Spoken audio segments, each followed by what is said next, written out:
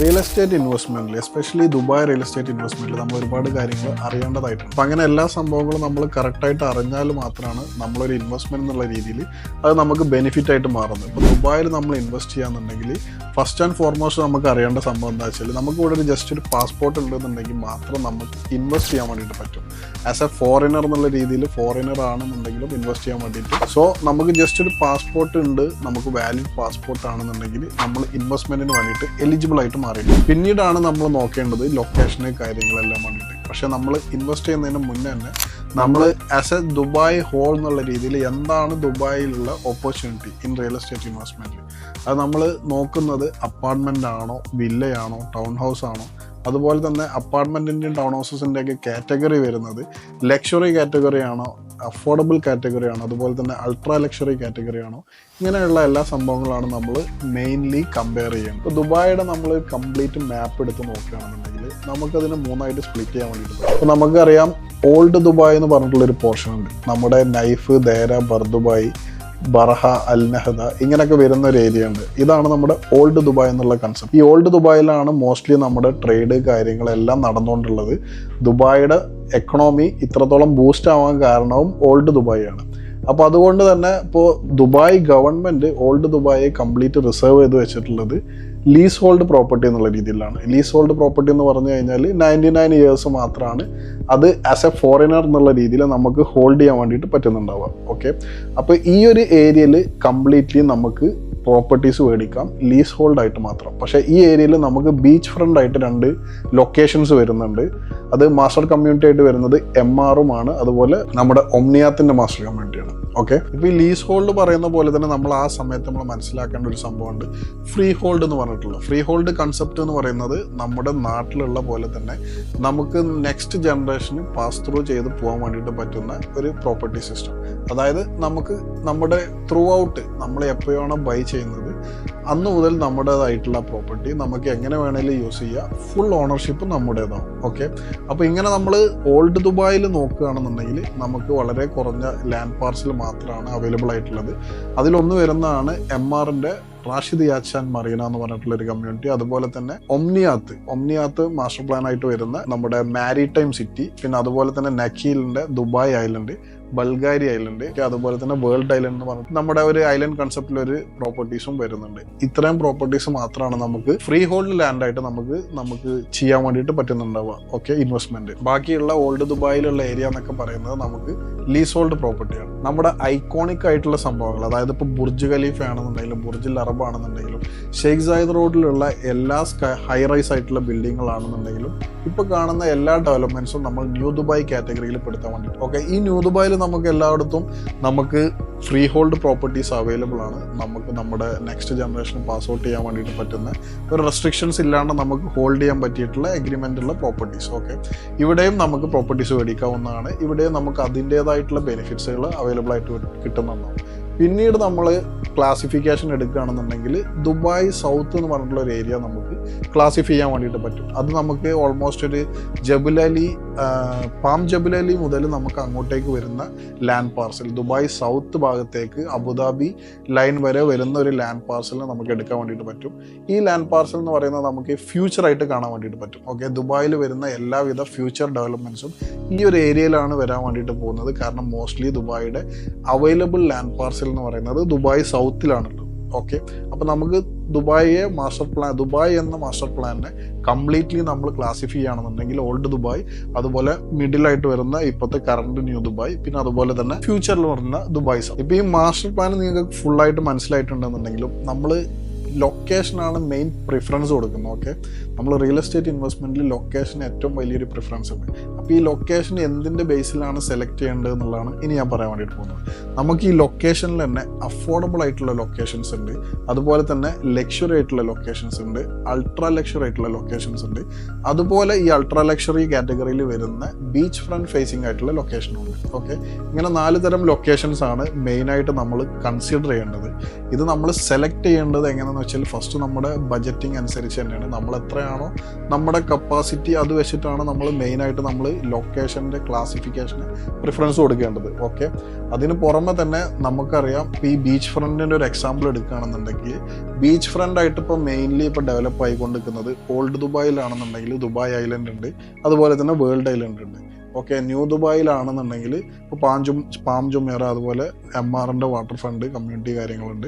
ഇനി future Dubai south ഭാഗത്തേക്ക് നോക്കുകയാണെന്നുണ്ടെങ്കിൽ പാം ജബുലലിയും ഉണ്ട്. അപ്പോൾ നമുക്ക് ഇങ്ങനെയുള്ള എല്ലാ കമ്മ്യൂണിറ്റീസും ബീച്ച് ഫ്രണ്ട് കമ്മ്യൂണിറ്റീസ് എടുത്ത് നോക്കുമ്പോൾ ഡിഫറെൻറ്റ് സ്ക്വയർ ഫീറ്റ് പ്രൈസാണ് ഡിഫറെൻറ്റ് ഏരിയയിൽ വരുന്നുണ്ടാവുക. അപ്പോൾ അതിൻ്റെ ഡിമാൻഡ് അനുസരിച്ചിട്ടും ഇപ്പോഴുള്ള ഇൻഫ്രാസ്ട്രക്ചർ അനുസരിച്ചിട്ടും ഭാവിയിൽ ദുബായ് ഫോക്കസ് ചെയ്യുന്ന ദുബായിയുടെ എക്സ്പാൻഷൻ പ്രൊസീജിയറും എക്സ്പാൻഷൻ ലെവലൊക്കെ നോക്കിയിട്ടാണ് അതിൻ്റെ പ്രൈസ് പോയിക്കൊണ്ടിരിക്കുന്നത്. ഇപ്പോൾ നിങ്ങൾക്ക് ദുബായിൽ നമ്മുടെ JBRലോ അല്ലാന്നുണ്ടെങ്കിൽ മറീനയിലൊക്കെ ഒരു ബീച്ച് ഫേസിങ് എടുക്കുകയെന്നുണ്ടെങ്കിൽ സ്ക്വയർ ഫീറ്റിന് 6,000 7,000 സ്ക്വയർ ഫീറ്റ് വരെ പ്രൈസ് കൊടുക്കേണ്ടി വരും. പക്ഷേ അതിന് പുറമെ നമുക്കിപ്പോൾ ഡെവലപ്പ് ആവുന്ന ഒരു ഏരിയയിലാണ് നമ്മൾ ബീച്ച് ഫേസിങ് സെലക്ട് ചെയ്യുന്നത്. ഇപ്പോൾ ഫോർ എക്സാമ്പിൾ പറയുകയാണ് ദുബായ് മാരിടൈം സിറ്റി പോലത്തുള്ള ലൊക്കേഷൻസ് ആണ് നമ്മൾ പ്രിഫർ ചെയ്യുന്നുണ്ടെങ്കിൽ നമുക്ക് അറൗണ്ട് ഒരു 2,000 പെർ സ്ക്വയർ ഫീറ്റിൽ നമുക്ക് അവൈലബിൾ ആയിട്ട്. സോ അത് നമ്മുടെ ഓപ്ഷൻസ് ആണ്. നമ്മൾ ഡെവലപ്മെന്റ് ദുബായ് ഏത് ഭാഗത്തേക്കാണ് ഡെവലപ്പ് ചെയ്യുന്നത്, ഫ്യൂച്ചർ എങ്ങോട്ടേക്കാണ് നോക്കുന്നത് എന്നുള്ളത് നമ്മൾ ഫോക്കസ് ചെയ്യണം. അതുപോലെ തന്നെ നമ്മുടെ ബജറ്റിങ്ങും നമ്മൾ മൈൻഡിൽ വെച്ചിട്ട് വേണം നമ്മുടെ സെഗ്മെന്റ് നമ്മൾ ചൂസ് ചെയ്യാൻ വേണ്ടിയിട്ട്. അഫോർഡബിൾ വേണോ, ലക്ഷറി വേണോ, അൾട്രാ ലക്ഷറി വേണോ, ബീച്ച് ഫ്രണ്ട് വേണോ എന്നുള്ളത് നമ്മൾ ചൂസ് ചെയ്യാൻ വേണ്ടിയിട്ട് ഇത്രയും കാര്യങ്ങൾ നമ്മൾ ശ്രദ്ധിക്കേണ്ടതായിട്ടുണ്ട്. അതുപോലെ തന്നെ ഇൻവെസ്റ്റ്മെൻ്റ് ആകുമ്പോൾ ഒബ്വിയസ്ലി നമുക്കറിയാം നമ്മളിത് ഇൻവെസ്റ്റ് ചെയ്യുന്നത് ബെറ്റർ ക്യാപിറ്റൽ അപ്രീസിയേഷൻ അല്ലാന്നുണ്ടെങ്കിൽ return on investment, rental incomes, ഇതിന് വേണ്ടിയിട്ടാണ് നമ്മൾ മെയിനായിട്ട് നമ്മളിതിൽ ഇൻവെസ്റ്റ് ചെയ്യുന്നത്. അപ്പോൾ നമ്മൾ ഇൻവെസ്റ്റ് ചെയ്യുന്ന സമയത്ത് നമ്മളിപ്പോൾ ഒരു ലൊക്കേഷൻ ചൂസ് ചെയ്യുകയാണെന്നുണ്ടെങ്കിൽ നമ്മൾ ഈ സെഗ്മെൻറ്റ് ചൂസ് ചെയ്തതിന് ശേഷം നമ്മൾ ഈ ലൊക്കേഷൻ പ്രിഫർ ചെയ്യുന്ന സമയത്ത് നമ്മൾ ആ ഏരിയയുടെ നിലവിലുള്ള റെൻ്റൽ റിട്ടേൺസ് എന്താണ്. ഇപ്പോൾ നമ്മളൊരു അപ്പാർട്ട്മെൻറ്റിൽ പോവുകയാണ്, 1 bedroom ആണ് നമ്മൾ പോകുന്നതെന്നുണ്ടെങ്കിൽ ആ ഒരു സെയിം ഏരിയയിൽ നമ്മുടെ നൈബർഹുഡായിട്ട് വരുന്ന ബിൽഡിങ്സുകളുടെ ഇപ്പോഴത്തെ നിലവിലെ കറണ്ട് റെൻ്റൽ ഇൻകംസ് എന്താണെന്നുള്ളത് നമ്മൾ അത് അനലൈസ് ചെയ്യണം. കാരണം നമ്മൾ ജസ്റ്റ് നമ്മളിപ്പോൾ നോർമലി നമുക്കൊരു ഇൻവെസ്റ്റ്മെൻറ്റ് നമ്മൾ ബാങ്കിൽ കൊണ്ടുപോയിട്ടാണ് ചെയ്യുന്നതെന്നുണ്ടെങ്കിൽ 5 to 6% നമുക്ക് ഈസിലി നമുക്ക് ഈ റിട്ടേൺ ഓൺ ഇൻവെസ്റ്റ്മെൻറ്റ് നമുക്ക് കിട്ടുന്നതാണ്. ഓക്കെ, നമ്മളിപ്പോൾ നമ്മുടെ സെഗ്മെൻറ്റ് ചൂസ് ചെയ്തു, അതുപോലെ തന്നെ ലൊക്കേഷനും ചൂസ് ചെയ്തിട്ടുണ്ട്. നമുക്ക് നെക്സ്റ്റ് നമ്മൾ മെയിനായിട്ട് നോക്കേണ്ട ഒരു സംഭവമാണ് ഡെവലപ്പർ നമ്മൾ മെയിൻ കൺസിഡറേഷൻ കൊടുക്കേണ്ട ഒരു സംഭവമാണ്. അപ്പോൾ ദുബായ് ഒരു നല്ലൊരു ഹൈക്കിൽ പോകുന്ന സമയം ആയതുകൊണ്ട് തന്നെ ഒരുപാട് റെപ്യൂട്ടഡ് ഡെവലപ്പേഴ്സും അതുപോലെ തന്നെ നോൺ റെപ്യൂട്ടഡ് ഡെവലപ്പേഴ്സും ഇപ്പോൾ നിലവിൽ കൺസ്ട്രക്ഷൻ നടത്തിക്കൊണ്ടുണ്ട്. ഓക്കെ, അപ്പോൾ നമ്മളൊരു ഏത് സെഗ്മെൻറ്റ് നോക്കുകയാണെന്നുണ്ടെങ്കിലും അപ്പാർട്ട്മെൻറ്റ് സെഗ്മെൻറ്റ് ആണെന്നുണ്ടെങ്കിലും ടൗൺ ഹൗസ് വില്ല സെഗ്മെൻറ്റ് ആണെന്നുണ്ടെങ്കിലും ഒരുപാട് റെപ്യൂട്ടഡ് ഡെവലപ്പേഴ്സിൻ്റെ പ്രോജക്ട്സുകളും അനൗൺസ് ആവുന്നുണ്ട്, ഹാൻഡ് ഓവർ ആവുന്നുണ്ട്. അതുപോലെ തന്നെ നോൺ റെപ്യൂട്ടഡ് ഡെവലപ്പേഴ്സിൻ്റെ പ്രോജക്ട്സുകളും അനൗൺസ് ആവുന്നുണ്ട്, അതുപോലെ ഹാൻഡ് ഓവർ ആവുന്നുണ്ട്. അപ്പോൾ നമ്മളിതിൻ്റെ ഡിഫറൻസ് എന്താണെന്നുള്ളത് വ്യക്തമായി അനലൈസ് ചെയ്യണം. റെപ്യൂട്ടഡ് ഡെവലപ്പേഴ്സ് ആകുമ്പോൾ നമുക്ക് ഓൾറെഡി എക്സാമ്പിൾ സെറ്റാണ്, ഓൾറെഡി നമുക്ക് ലിവിങ് എക്സാമ്പിൾ നമ്മുടെ ഫ്രണ്ടിലുണ്ട്. ഒരുപാട് വർഷങ്ങളായിട്ട് അവർ റെപ്യൂട്ടേഷൻ മെയിൻറ്റെയിൻ ചെയ്ത് ഇവിടെ ദുബായിൽ ഡെവലപ്മെൻറ്റ്സ് നടത്തുന്നുണ്ട്, അത് ഹാൻഡ് ഓവർ ചെയ്തിട്ടുണ്ട്. ആ ഹാൻഡ് ഓവർ ചെയ്തതിന് ശേഷവും അവരുടെ പോസ്റ്റ് ഹാൻഡ് ഓവർ നമ്മുടെ സർവീസസ് എങ്ങനെയാണ് കിട്ടുന്നത്, നമ്മുടെ ബിൽഡിംഗ് മെയിൻ്റനൻസ് എങ്ങനെയാണ് വരുന്നത്. ഓക്കെ, ഇത് മെയിൻ പ്രധാനമാണ്. കാരണം നമുക്ക് ജസ്റ്റ് ഒരു ഹാൻഡ് ഓവർ കിട്ടുക എന്നുള്ളതല്ല, നമുക്ക് ഹാൻഡ് ഓവർ കിട്ടിയതിന് ശേഷവും ഈ ഡെവലപ്പർ എങ്ങനെയാണ് ആ ഒരു പ്രൊജക്റ്റിനെ കാണുന്നത്, എങ്ങനെയാണ് അതിനെ മെയിൻറ്റെയിൻ ചെയ്ത് പോകുന്നത് എന്നുള്ളത് വളരെ ഇമ്പോർട്ടൻ്റ് ആണ്. കാരണം ഈ മെയിൻറ്റെയിൻ ചെയ്യുന്നത് വളരെ നല്ല രീതിയിലാണെങ്കിൽ മാത്രമാണ് നമുക്ക് ആ അമ്യൂണിറ്റീസ് ഫ്രഷ് ആയിട്ട് അതുപോലെ നമുക്ക് കണ്ടിന്യൂ ചെയ്ത് കൊണ്ടുപോകാൻ വേണ്ടിയിട്ട് പറ്റുള്ളൂ. ഓക്കെ, നമുക്കൊരു 10 years 15 years കഴിഞ്ഞ് കഴിഞ്ഞാലും നമ്മുടെ റെസിഡൻസ്, നമ്മുടെ പ്രൊജക്റ്റ്, നമ്മുടെ യൂണിറ്റ് ന്യൂ ആയിട്ട് നിൽക്കണമെന്നുണ്ടെങ്കിൽ ഇതുപോലത്തെ നല്ല അമ്യൂണിറ്റീസും കാര്യങ്ങളൊക്കെ ചെക്ക് ചെയ്യുന്ന, ആ ക്വാളിറ്റി ചെക്ക് ചെയ്ത് അതുപോലെ മെയിൻറ്റെയിൻ ചെയ്ത് കൊണ്ടുപോകുന്ന ഡെവലപ്പേഴ്സ് ആവണം. ഓക്കെ, അപ്പോൾ അതുകൊണ്ടാണ് നമ്മൾ റെപ്യൂട്ടഡ് ഡെവലപ്പേഴ്സും നോൺ റെപ്യൂട്ടഡ് ഡെവലപ്പേഴ്സും നമ്മൾ കമ്പയർ ചെയ്യുന്നത്.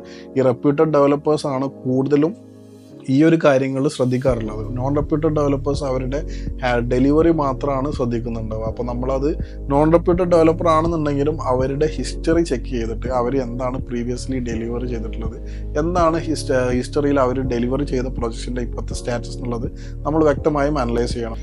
പിന്നെ അതുപോലെ തന്നെ നമ്മുടെ ഓഫ് പ്ലാനിലായതുകൊണ്ട് തന്നെ ഓഫ് പ്ലാനിൻ്റെ മെയിൻ സംഭവം എന്ന് പറഞ്ഞു കഴിഞ്ഞാൽ ഹെവി റിസ്ക് ആണ്. ഷുവർലി നമ്മളൊരു ഹെവി റിസ്ക് ആണ് എടുക്കുന്നത്. പക്ഷേ ഇതൊരു കാൽക്കുലേറ്റഡ് റിസ്ക് ആയിട്ടേ നമ്മൾ കണക്കാക്കാവൂ. കാരണം എന്താണെന്ന് വെച്ച് കഴിഞ്ഞാൽ ഈ ഓഫ് പ്ലാൻ്റെ process completely monitored by DLD ആണ്. ദുബായ് ലാൻഡ് ഡിപ്പാർട്ട്മെൻറ്റ് മോണിറ്റർ ചെയ്തുകൊണ്ടാണ് എല്ലാ കാര്യങ്ങളും ഇവിടെ ഓഫ് പ്ലാനിൽ നടന്നുകൊണ്ട് പോകുന്നത്. സോ അതുകൊണ്ട് തന്നെ നമുക്ക് സേഫ്റ്റി കൺസേൺസോ അല്ലെങ്കിൽ പിന്നീട് എന്തെങ്കിലും പ്രശ്നങ്ങൾ വരാൻ ചാൻസസോ കുറവാണ്. എന്നിരുന്നാലും നമ്മളൊരു ഇൻവെസ്റ്റ്മെൻറ്റ് ബ്ലൈൻഡ്ലി നമ്മളൊരു സാൻഡ് മാത്രം കണ്ടുകൊണ്ടാണ് ഇൻവെസ്റ്റ് ചെയ്യുന്നത്. നമുക്കൊരു 3 to 3.5 ഇയേഴ്സോളം നമുക്ക് ടൈം എടുക്കുന്നുണ്ട് ഇത് കൺസ്ട്രക്ട് ചെയ്ത് നമുക്ക് ഹാൻഡ് ഓവറായി കിട്ടാൻ വേണ്ടിയിട്ട്. സോ ആ ഒരു രീതിയിൽ നോക്കുകയാണെന്നുണ്ടെങ്കിൽ ഇത്തിരി റിസ്ക് ഉള്ളൊരു ഇൻവെസ്റ്റ്മെൻ്റ് ആണ്. പക്ഷേ ആ ഒരു റിസ്കിനുള്ള ആ ഒരു ഇൻവെസ്റ്റ്മെൻറ്റിനുള്ള റിസ്ക് പേ ഓഫ് ചെയ്യുന്നത് നമുക്കിത് ഹാൻഡ് ഓവർ ആവുന്ന സമയത്താണ്. കാരണം നമുക്ക് ആ ഒരു ഇൻഡെക്സേഷൻ ബെനിഫിറ്റും അതുപോലെ തന്നെ ഏരിയയുടെ അപ്രീസിയേഷനും ആ ഒരു ഡിമാൻഡൊക്കെ വെച്ച് നോക്കുമ്പോൾ നമുക്ക് നല്ലൊരു ക്യാപിറ്റൽ അപ്രീസിയേഷൻ എമൗണ്ട് നമുക്കത് റെഡി ആവുന്ന സമയത്ത് സെയിൽ ചെയ്യുമ്പോൾ തന്നെ നമുക്ക് ലഭിക്കുന്നതാണ്. സോ നമ്മൾ എടുക്കുന്ന റിസ്കിന് നമുക്ക് അത്യാവശ്യം റിട്ടേൺ വരുന്നുണ്ട്. പക്ഷെ നമ്മൾ ഈ പേയ്മെൻറ്റ് പ്ലാന് കൂടെ നമ്മൾ കോറിലേറ്റ് ചെയ്യണം.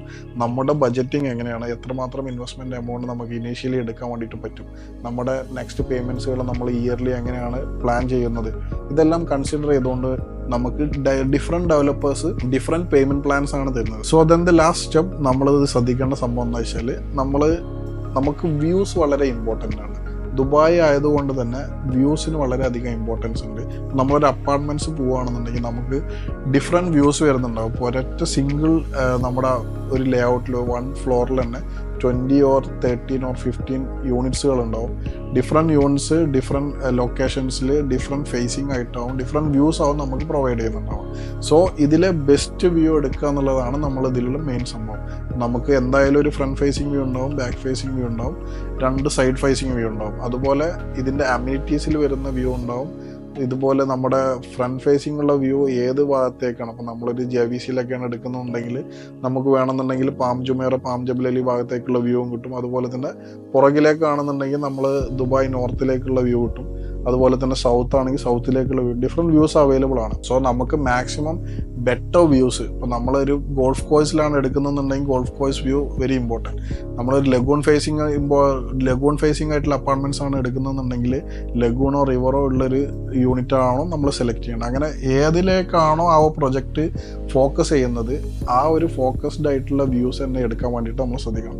സോ ഇത്രയും സംഭവങ്ങൾ ഇപ്പോൾ ഞാൻ പറഞ്ഞല്ലോ, നമുക്കിവിടെ ദുബായിൽ നോർമലി ഈസി ആയിട്ട് നമുക്ക് ഇൻവെസ്റ്റ് ചെയ്യാൻ വേണ്ടിയിട്ട് പറ്റും. പാസ്പോർട്ട് ഉണ്ടെന്നുണ്ടെങ്കിൽ നമുക്ക് ഇൻവെസ്റ്റ് ചെയ്യാം. അതുപോലെ തന്നെ നമ്മളൊരു യൂണിറ്റ് ഒരു ലൊക്കേഷൻ സെലക്ട് ചെയ്യുമ്പോൾ നോക്കേണ്ടത് ഡെവലപ്പറെ സെലക്ട് ചെയ്യണം. അതുപോലെ തന്നെ ഡെവലപ്പിംഗ് ലൊക്കേഷൻ ആവണം. അതുപോലെ തന്നെ ഏതാണ് നമ്മളെ കാറ്റഗറി സെഗ്മെൻറ്റ്, ബീച്ച് ഫേസിംഗ് ആണോ, അഫോർഡബിൾ ആണോ, അതുപോലെ തന്നെ ലക്ഷറി ആണോ, അൾട്രാ ലക്ഷറി ആണോ എന്നുള്ളത് നമ്മൾ നോക്കണം. പേയ്മെൻറ്റ് പ്ലാന് നമ്മൾ നോക്കണം, നമുക്ക് അഫോർഡബിൾ ആയിട്ടുള്ള പേയ്മെൻറ്റ് പ്ലാന്. അതുപോലെ തന്നെ ഡെവലപ്പറുടെ റെപ്യൂട്ടേഷനെ കാര്യങ്ങൾ, നമ്മുടെ ബജറ്റിങ്, നമ്മുടെ കോസ്റ്റിങ് എല്ലാം നോക്കിയിട്ട് വേണം നമ്മളൊരു പ്രൊജക്റ്റ് നമ്മൾ സെലക്ട് ചെയ്യാൻ വേണ്ടിയിട്ട്.